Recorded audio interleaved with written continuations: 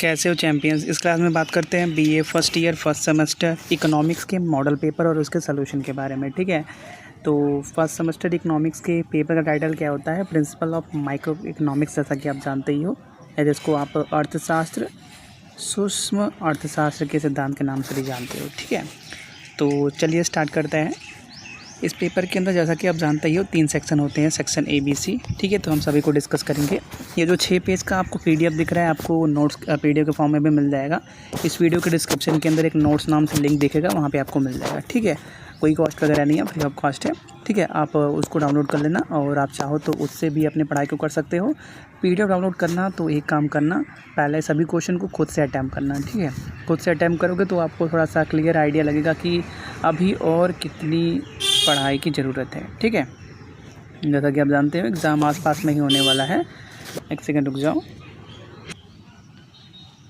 Continue करते हैं। जैसा कि आप जानते हो एग्ज़ाम नवंबर दिसंबर के आसपास में होने वाले हैं, तो अभी से उसके लिए प्रिपरेशन स्टार्ट कर दो तो अच्छा रहेगा। ठीक है, क्योंकि आगे जो टाइम पीरियड आ रहा है उसमें मैक्सिमम फेस्टिवल वगैरह है, तो क्लासेस उतना चलेंगे नहीं और आप भी फेस्टिवल में इंगेज रहोगे। ठीक है, तो थोड़ा सा अभी जो टाइम बचा हुआ है उसी में थोड़ा बहुत अच्छे से प्रैक्टिस कर लिया जाए तो आगे उतना लोड नहीं रहेगा। ठीक है, और बात करें इसके क्लास नोट्स के बारे में तो इसका सिलेबस भी हम कवर कर रहे हैं, जल्दी उसको भी स्टार्ट कर देंगे या फिर स्टार्ट कर दिया होगा जब भी आप वीडियो ये देख रहे हो।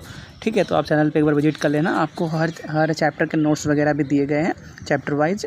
जिस भी क्लास के अंदर जाना उसके डिस्क्रिप्शन में चले जाना, नोट्स नाम से एक लिंक दिखेगा, वहाँ पर आपको उससे रिलेटेड सभी नोट्स मिल जाएंगे। ठीक है, और अगर आप किसी और दूसरे सब्जेक्ट का भी नोट्स चाहते हो तो वो भी हमको बता देना, हम उनकी भी बातें कर लेंगे। ठीक है, और फर्स्ट सेमेस्टर के अंदर जैसा कि आप जानते हो एक को करिकुलर का एग्ज़ाम होता है फूड न्यूट्रिशन एंड हाइजीन के नाम से।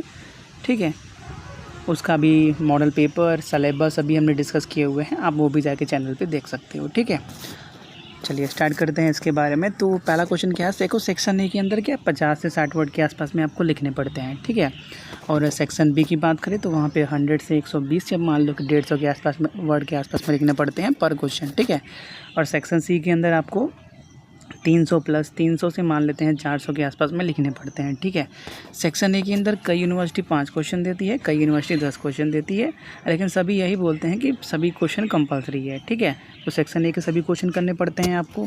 सेक्शन बी में जाओगे तो वहाँ पर आपके पास ऑप्शन रहता है। ठीक है, कई बार क्या होता है 8 क्वेश्चन दिए रहते हैं और इसमें से कोई भी 5 करने पड़ते हैं। ठीक है, तो कोई भी 5 करिएगा जो आपको अच्छे से आता हो।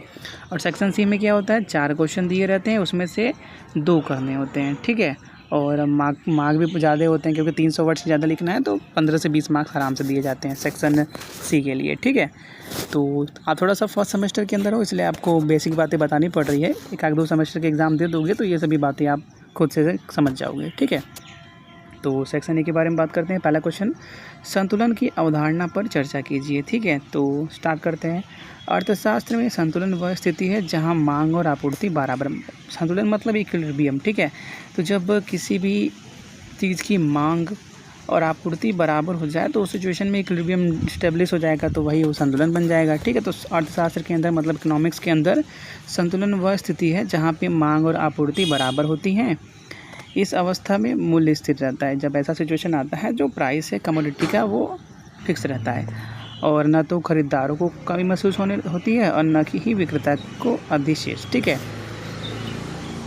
यह स्थिति बाजार के सुचारू संचालन तथा संसाधनों के कुशल उपयोग को दर्शाती है। ठीक है, संतुलन क्या, किसी भी मार्केट के अच्छे से संचालन और संसाधन का कुशल उपयोग को दर्शाती है। ठीक है, जहाँ पे जो बाज़ार है अच्छे से चल भी रहा है और कोई भी चीज़ नुकसान भी नहीं हो रही है, मतलब अच्छे से उसका यूज भी हो जा रहा है। ठीक है, फिर दूसरा क्वेश्चन क्या है हमारे पास, रॉबिन्स की परिभाषा और उसकी विशेषताएं लिखी हैं। ठीक है, तो रॉबिन्स ने कहा है अर्थशास्त्र मानव व्यवहार का वह अध्ययन है जो असीमित इच्छाओं और सीमित साधनों के बीच संबंध को दर्शाता है। ठीक है, रॉबिन्स ने क्या किया है, इकोनॉमिक्स क्या है, ह्यूमन बिहेवियर का वह स्टडी है, मानव व्यवहार का वह अध्ययन है जो असीमित मतलब क्या, कोई फिक्स नहीं, हमारी इच्छाओं का कोई लिमिट नहीं है, हमारी इच्छा अनंत तक जाती है, असीमित है। ठीक है, तो हमारे जो इनफाइनाइट वांट्स हैं, इच्छाएं हैं, और जो संसाधन या साधन हो वो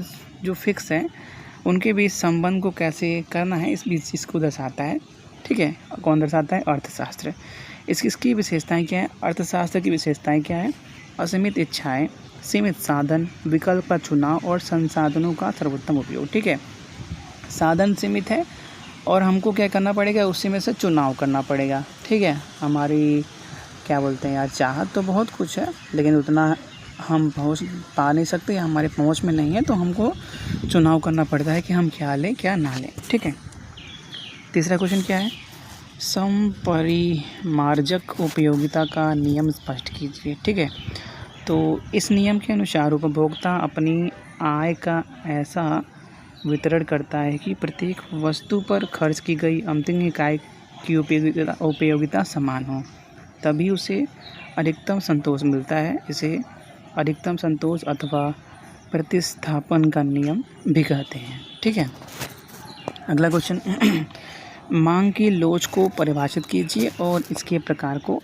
बताइए। ठीक है, तो मांग की लोच से तात्पर्य है कि मूल्य, आय अथवा अन्य वस्तुओं के मूल्य में परिवर्तन होने पर मांग कितनी बदलती है। ठीक है, और इसके प्रकार कितने प्रकार के हैं, तो ये पहला होता है मूल्य लोच, दूसरा होता है आय लोच, तीसरा होता है पारस्परिक लोच और चौथा होता है विज्ञापन लोच। ठीक है, यह उत्पादकों व नीति निर्माताओं के लिए उपयोगी है। ठीक है, पांचवें क्वेश्चन की बात करते हैं, उदासीनता वक्र विश्लेषण का अर्थ और मान्यताएं बताइए। ठीक है, तो उदासीनता वक्र उपभोक्ता की उन संयोजनों को दर्शाता है जिनसे समान संतोष मिलता है। मान्यताएं उपभोक्ता तर्कसंगत हैं, केवल दो वस्तुएं हैं, अधिक को कम से श्रेष्ठ माना जाता है, सीमांत प्रतिस्थापन दर घटती है तथा पसंद स्थित और स्थानांतरित होती है। ठीक है, छठवां क्वेश्चन क्या है, उपभोक्ता अधिशेष की अवधारणा बताइए। तो उपभोक्ता अधिशेष वह अंतर है जो उपभोक्ता भुगतान करने को तैयार होता है और वास्तव में जितना भुगतान करता है। ठीक है, इसे मार्शल ने दिया है। यह उपभोक्ता को वस्तु से मिलने वाले अतिरिक्त संतोष अथवा कल्याण को दर्शाता है। ठीक है, अगला क्वेश्चन क्या है, उत्पादन फलन की परिभाषा एवं विशेषताएं लिखिए। ठीक है, तो उत्पादन फलन इनपुट और आउटपुट के तकनीकी संबंध को दर्शाता है। इसकी विशेषताएं क्या क्या हैं, निश्चित प्रौद्योगिकी, अल्पकाल व दीर्घकाल विश्लेषण, इनपुट आउटपुट संबंध, परिवर्तनशील अनुपात का नियम और इनपुट्स में प्रतिस्थापन की संभावना। ठीक है, और भी आगे क्वेश्चन है, सेक्शन बी आगे स्टार्ट हो जाएगा, फिर सेक्शन सी भी है। आप PDF डाउनलोड कर लीजिएगा, आपको सारे क्वेश्चन डिटेल में मिल जाएंगे। ठीक है।